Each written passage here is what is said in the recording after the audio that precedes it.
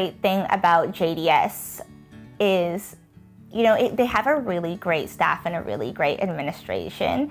They have an amazing director, Major Sriram Singh, who is very dedicated not only to education, but also to students coming out of his school as well-rounded human beings. So that's why he also shares the visions we share and sees the importance of physical education, sees the importance of environmental sustainability, sees the importance of, being kind to animals. That's something he talks about in the school all the time, even though it's not necessarily a part of the curriculum.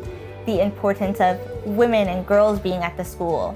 He actually has a principal, Miss Vandana Singh, who's a great leader as well, a great role model, not only to the young girls in the school, but to everyone.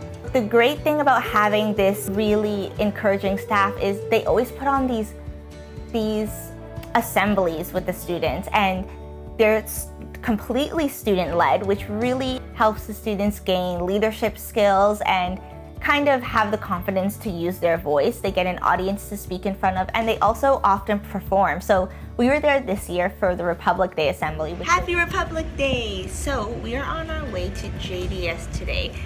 Even though it's a Sunday, they are doing a little celebration for Republic Day, and they're gonna have some presentations, some speeches. It should be really good. Republic Day is celebrated really spectacularly here. The students made rangolis, they gave speeches about the Indian Republic and Republic Day. They did performances based on, the things that they were learning at school, music, gym class, dance class, stuff like that. And even things that they came up with on their own time creatively. A lot of group dances, a lot of really interesting performances and songs sung. So we really always enjoy being a part of that. Of course, that's not the only thing we're there to do.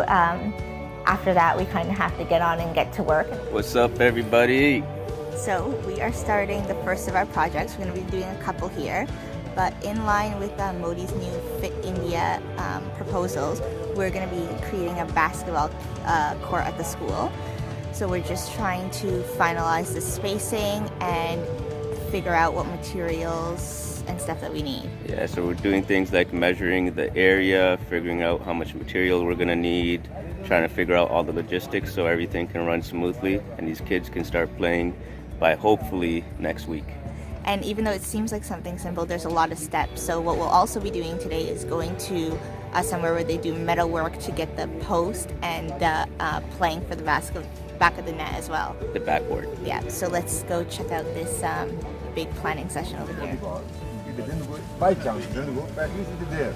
But if you are putting this side, ball near that side, it may not be able to record. That's all, same thing. After that, we tried to kind of plan out some of the projects we already had anticipated. What happens sometimes on these trips is we can come there with a plan and that plan can turn totally sideways. Nirmala, what's going on over here? So what we're doing right now is we're trying to measure out the cricket pitch. So our idea is that we're going to put a netting so that the kids don't have to run for the ball and it doesn't go over the fence. But the problem here is that we have a sports shed here that we want to utilize. We don't want to break it down.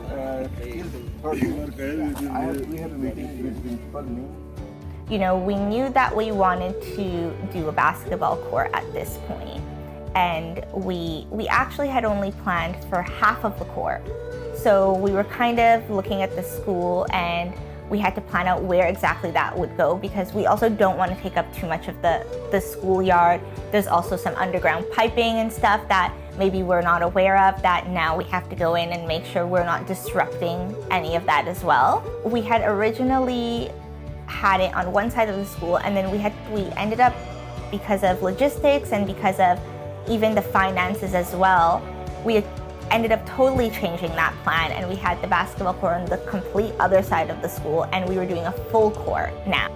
So there was a lot of things as well that got changed throughout the kind of timeline. So we had wanted to run some programs with Ricky as well for physical education and fitness, and We had a full 4-week program planned for the kids that we wanted to implement, but we got there and it wasn't possible with the way the other projects were going in terms of the timeline, and also with the students. A lot of the 12th graders were in exams at that point, so we weren't able to utilize the field, and we ended up having to really cut that down.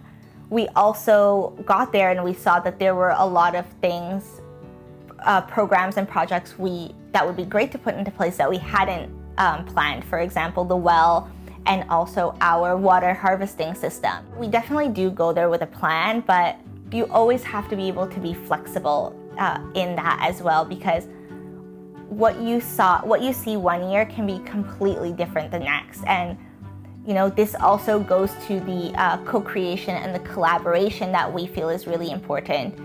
That's why we like to make decisions on the ground. As much as we try to plan, you never know kind of what's going to happen when you get there.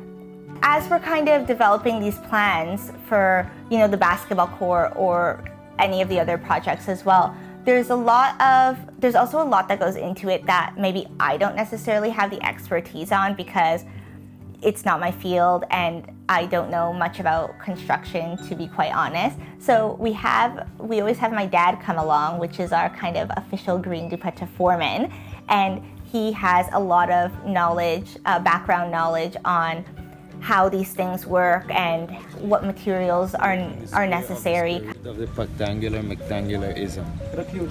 You can calculate that? These Indians, everything they do, they make it into math. Man, look. And it's gonna be square.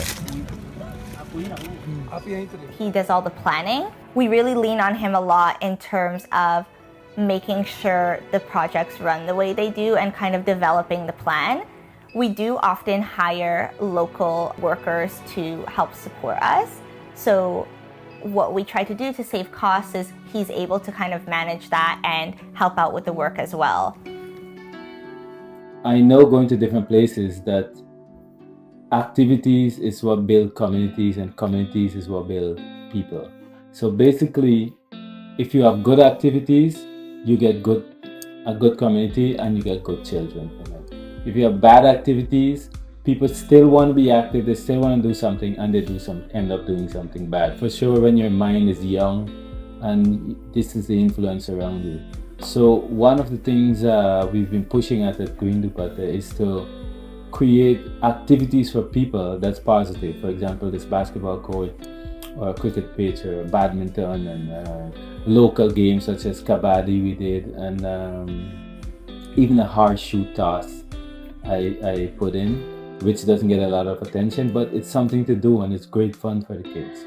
So we teamed up with Major Sri Ram, and he's a most amazing person. He is from the army, so he gets up at 4 a.m., wakes me up, go, and get it done. Does not waste time and does not play around. So this is a perfect team we have with him. Today we're en route to Davesport, a village in Suryawa. It's a bumpy ride. Tell me when you're ready. Okay. Name? Ranjita. Yeah, she told us this water here, it gets yellow because it's not deep enough, so it's poison. But they actually still drink it. Like they try to clean it, filter it to the cloth, and try to drink it. Even though it makes them sick Even though sometimes. it makes them sick and stuff. Also, as soon as the weather warms up, there's no water. So that village doesn't have a well, and this village has a poisonous well. And half the time they don't have water. So they go and fetch water from different peoples around, whoever gives them water. So Private. So sometimes you get water today, next week you have to go to a different place or a different house or a different. And actually, one person at the back have bored down a well, but nobody else is allowed to use it. So they need a public well. Yeah. So what I'm trying to look at is if we can put a shared well, so both people can get it, or run a few pipes, put one well at a proper location, and then run a few pipes so both people can get it all the way up to where they are. So even they don't have, I don't want them to really come to a well and fetch a bucket and then carry the water there again. I want to put a well and run a pipe on the ground, bring it to the area, and it shuts on and off in the area. So maybe you can do it in 2 phases.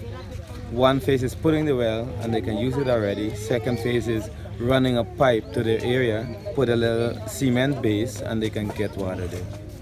So about how many people are in this area? In this area, 500 above. 500 about? And how many people will be using the well? 200 above the Musar communities and something 500 above in this. In total. This is the low cost communities. Okay.